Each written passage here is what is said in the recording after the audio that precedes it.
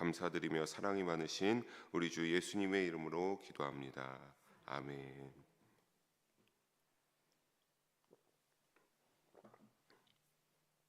네, 오늘 예레미야 13장 1절에서 14절 보면서 순종과 거룩함으로 이루어가는 믿음이란 제목으로 함께 말씀 나누기를 소망합니다.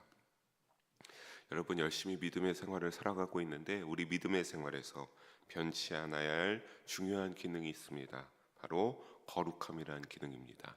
우리가 이 거룩함이라는 기능을 가지고 있지 않으면 우리의 믿음이 하나님 보시기에 어떠할지 참으로 조심스럽게 재조명하고 점검해야 될 줄로 믿습니다.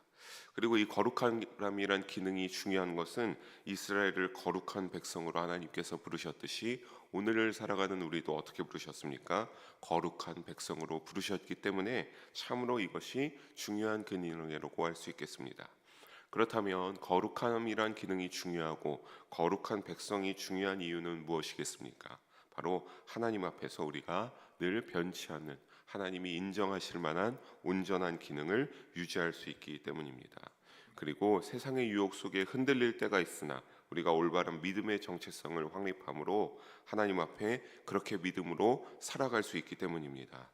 오늘 본문 속에서 하나님은 예레미야 선지자를 통해서 유다 백성들에게 이를 말하여 주시면서 하나님의 목적을 확립하시고 그렇게 살지 못했을 때도 어떻게 살아야 될지, 무엇이 죄악이 되는지를 확실하게 알려주고 계심을 우리가 볼 수 있습니다. 함께 조금은 암시하는 표현들도 많고 있어서 해석이 필요한 부분들이긴 하지만 우리 함께 살펴보면서 중요한 영적 교훈을 함께 나누고 알아보도록 하겠습니다. 먼저 우리 1절을 함께 한 목소리로 읽어보도록 하겠습니다. 1절입니다. 여호와께서 이와 같이 내게 이르시되 너는 가서 뱃띠를 사서 내 허리에 띠고 물에 적시지 말라 하시기로. 아멘. 하나님께서 예레미야에게 명령하고 있습니다. 어떻게 하라고 하는 겁니까? 뱃띠라는 것을 사서 네 허리에 띠고 물에 적시지 말라라고 명령하고 있습니다. 사랑하는 성도 여러분, 여기서 뱃띠라고 하는 것은 무엇이냐면 제사장들이 에봇이란 옷 위에 두르던 띠를 가리킵니다. 이 에봇이란 옷이 뭐냐면 조끼 같은 형식입니다. 그래서 세마포라는 긴 제사장이 입는 그 겉옷 위에 조끼같이 하나 더 걸치고 거기에 이제 이 뱃띠라는 것으로 이제 에봇 위에 두르던 띠를 뱃띠를 가리킵니다. 에봇은 이제 그러니까 그래서 이 에봇이란 옷을 이 뱃띠로 단단하게 고정시켜주는 역할을 할 수 있다고 하겠습니다. 그러니까 이러한 제사장이 입는 옷 중에 중요한 띠 중에 하나니까 이 뱃띠는 결국에는 무엇입니까? 제사장이 입는 거룩함과 영화로움의 상징이 되는 여러 옷들 중에 하나의 그 기능을 구성하고 있다라고 할 수 있겠습니다. 즉 뱃띠를 허리에 띠는 것은 결국에는 어떠한 것입니까? 그러니까 예레미야야 너가 뱃띠를 허리에 띠고 이렇게 해라라고 하는 것은 거룩히 구별되는 것을 의미한다라고 볼 수 있겠습니다. 왜냐하면 제사장들도 이 제사장들이 성수의 직무를 수행할 때 이와 같은 옷들을 입었기 때문입니다. 그런데 그 띠를 하는데 어떻게 하라고 합니까? 물에 적시지 말라. 예레미야 너가 그걸 허리에 띠는데 절대로 물에 적시지 말라라고 하는데 여기에서 물이 무엇을 의미하냐면 죄로 오염된 세상을 가리킵니다.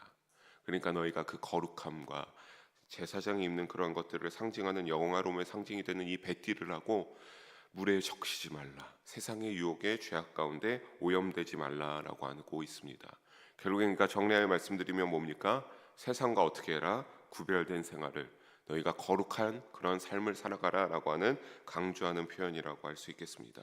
근데 사랑하는 성도 여러분, 예레미야가 이것을 들으면서 이것을 이렇게 풀어드렸지만 예레미야가 이것을 완전히 알지는 못했습니다.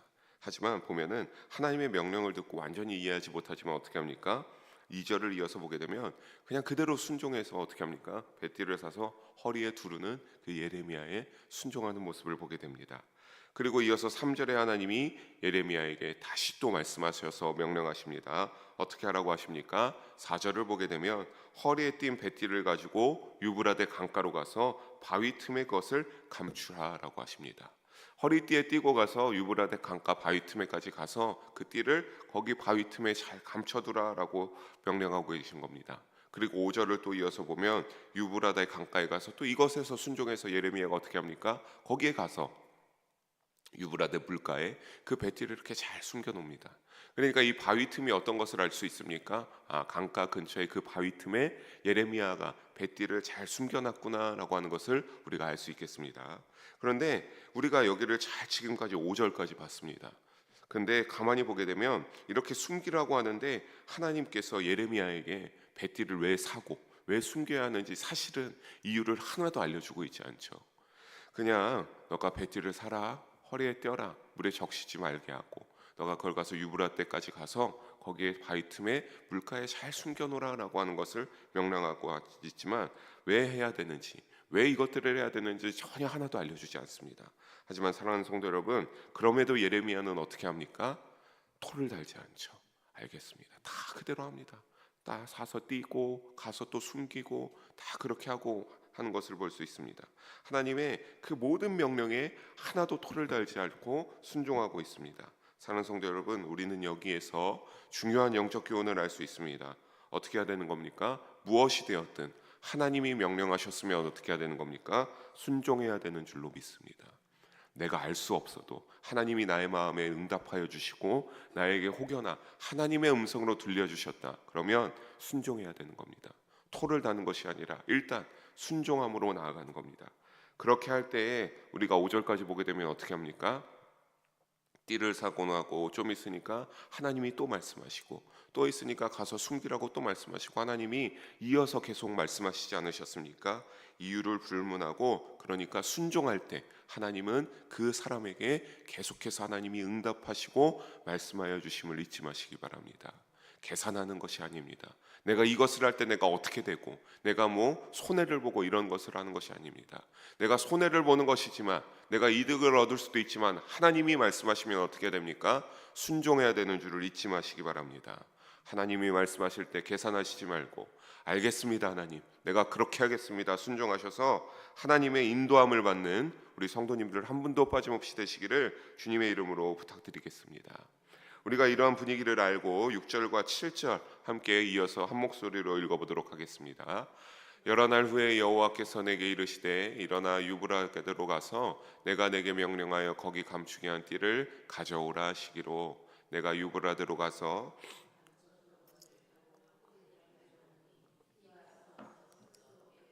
아멘. 여러 날 후에 6절을 보니까 어떻게 했습니까? 예레미야야 가서 숨겨놓은 띠를 다시 감추라고 한 띠를 너가 가져오라라고 명령하십니다. 그 명령에 순종하여 예레미야가 뱃띠를 찾으러 갔더니 어떻게 되었다고 합니까?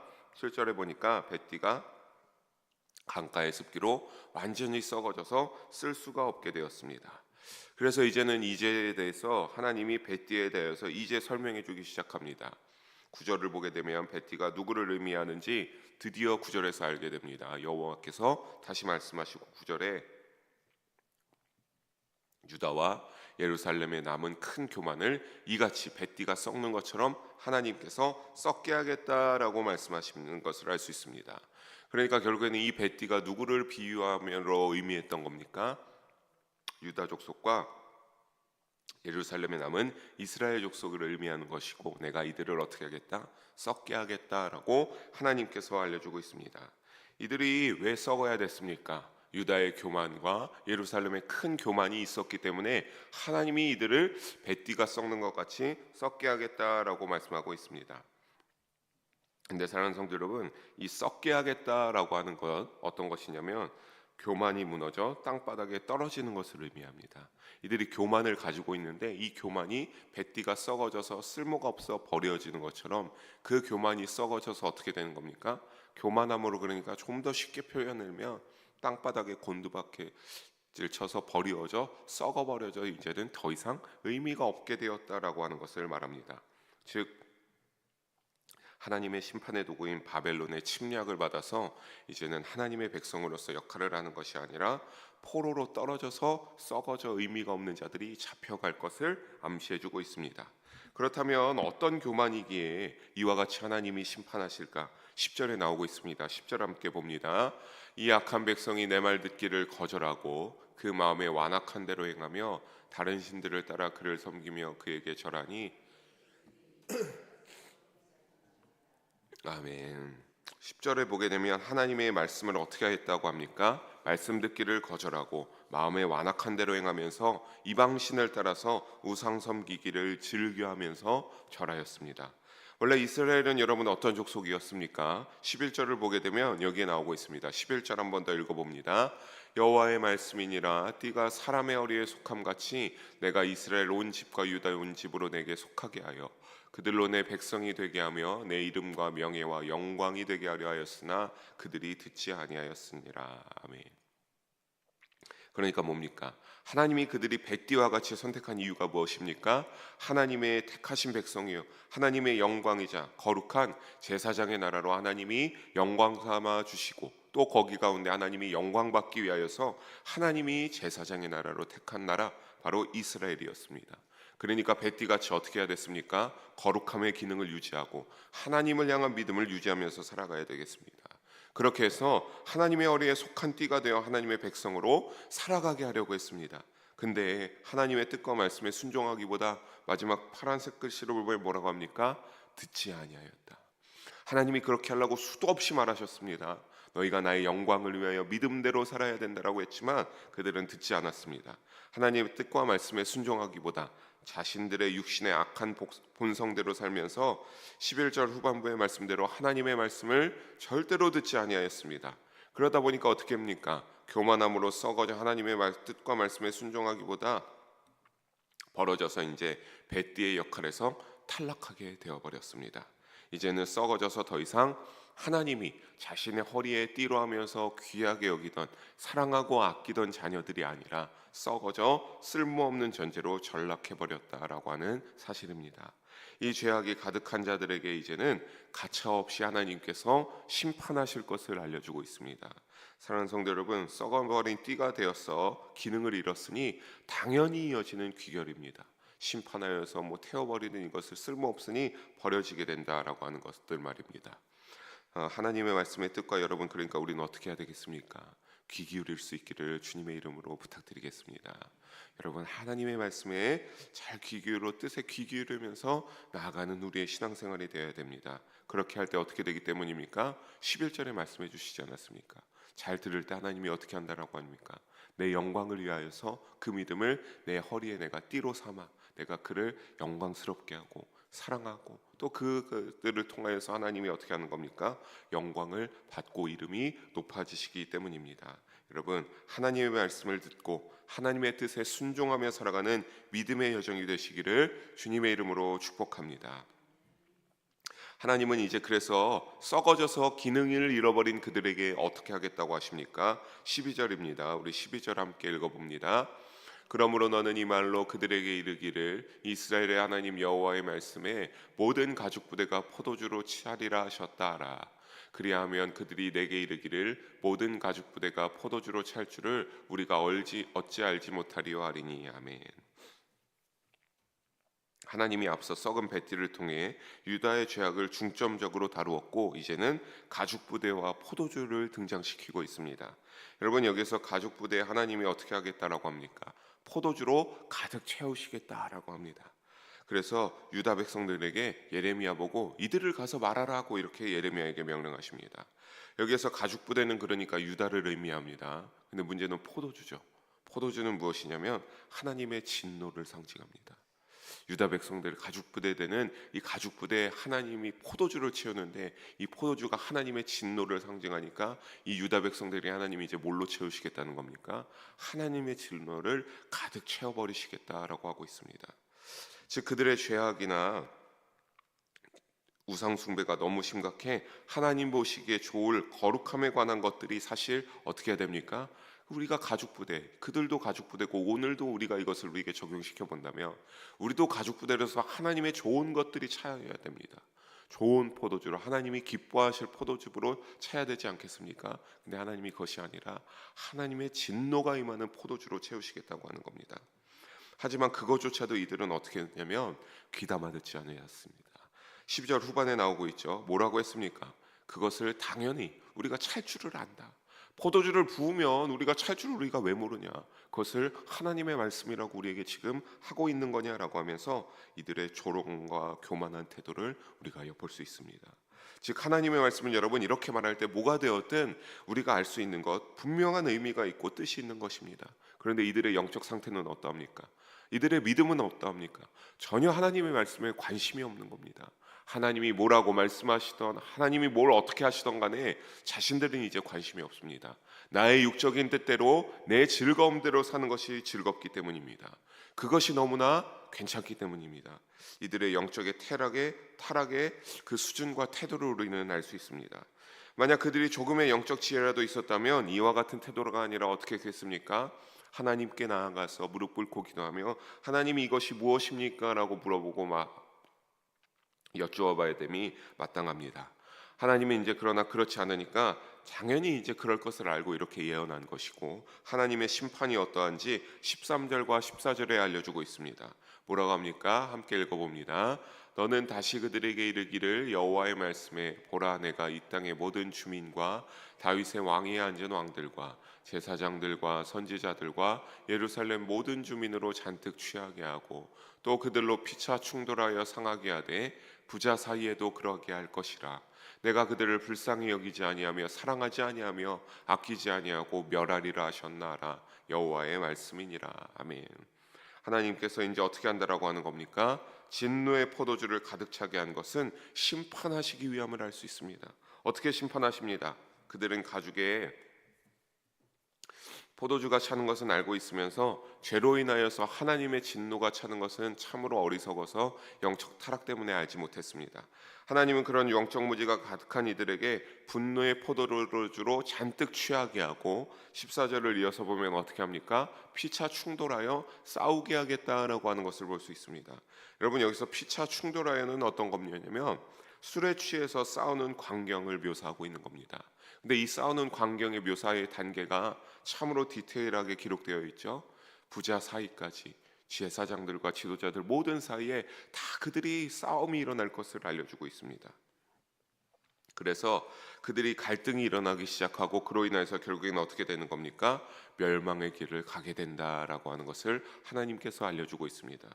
근데 참으로 무서운 것은 멸망의 길을 가는데 당연한 거죠. 죄를 지었으니까 멸망의 길을 가는데 하나님이 어떻게 한다고 합니까? 내가 불쌍히 여기지 아니하고 사랑하지 아니하고 아끼지 아니하고 그냥 언제 될 때까지 멸하게 하셨다.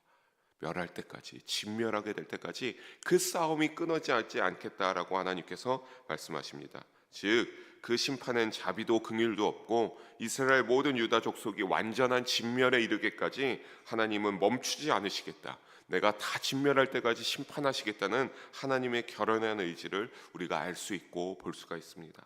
사랑하는 성도 여러분, 말씀을 정리하면서 사랑의 하나님이 이와 같이 우리가 죄를 짓고 죄가 너무나 많아져서 하나님을 멀리하게 되면 심판의 하나님으로 변한다는 것을 잊지 마시기를 바랍니다. 여러분, 믿음을 가지고 있는 건 너무나 큰 특권입니다. 죄를 용서받고 하나님 나라에 구원받을 수 있는 그 길을 우리가 갈 수 있기 때문입니다. 그런데 여기엔 잃지 말고 유지할 것이 바로 뭡니까? 하나님의 말씀을 잘 듣는 순종과 거룩함을 유지하면서 나아가야 된다라고 하는 우리의 믿음의 여정인 줄을 잊지 마시기 바랍니다. 여러분, 순종하시기 바랍니다. 거룩하시기 바랍니다. 하나님의 말씀을 기준으로 삼고 그것을 기준으로 나의 모습이 합당한지 하면서 내가 좀 더 주님 앞에 낮고 겸손함으로 합당한 믿음의 백성이 되시기를 마음에 깊이 새기시기를 주님의 이름으로 부탁드리겠습니다. 이것을 잃어버리면 우리도 어떻게 될 수 있습니까? 피차 충돌하여 술 취한 자가 끊임없이 싸우게 되는 것처럼 이성으로 분별하지 못하게 되는 것처럼 우리 믿음의 이성으로 분별할 수 없어 우리도 술 취하여서 하나님이 취하게 하고 싸우게 하셔서 심판하실 수 있기 때문입니다. 여러분, 심판하시는 하나님을 경외하며 말씀에 순종하는 거룩함을 유지하는 믿음이 되어서 사랑하는 성도 여러분, 한 분도 빠짐없이 겸손히 하나님을 의지하는 믿음의 자녀들과 하나님의 백성들로 거룩함을 유지하며 살아가는 우리 모두가 되기를 주님의 이름으로 간절히 소망하며 축복합니다. 기도하시겠습니다. 사랑의 하나님 아버지, 오늘도 귀한 말씀 나누게 하심을 감사합니다. 모든 영광 주님 홀로 받아 주시옵소서. 하나님, 하나님, 오늘 말씀과 같이 우리도 좀 더 믿음으로 거룩하여 나아갈 수 있게 하여 주시옵소서.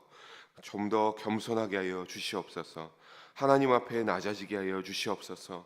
그래서 교만하지 아니하게 하여 주시고 믿음으로 오늘 점검하며 순결한 믿음을 유지하기 위하여서 거룩함을 충분히 쌓아올리기 위해서 나가는 우리 믿음의 자녀들과 하나님의 백성들 되게 하여 주셔서 하나님이 인정하는 믿음을 소유한 자들로 이 땅 가운데 오늘날을 살아갈 수 있게 하여 주시옵소서.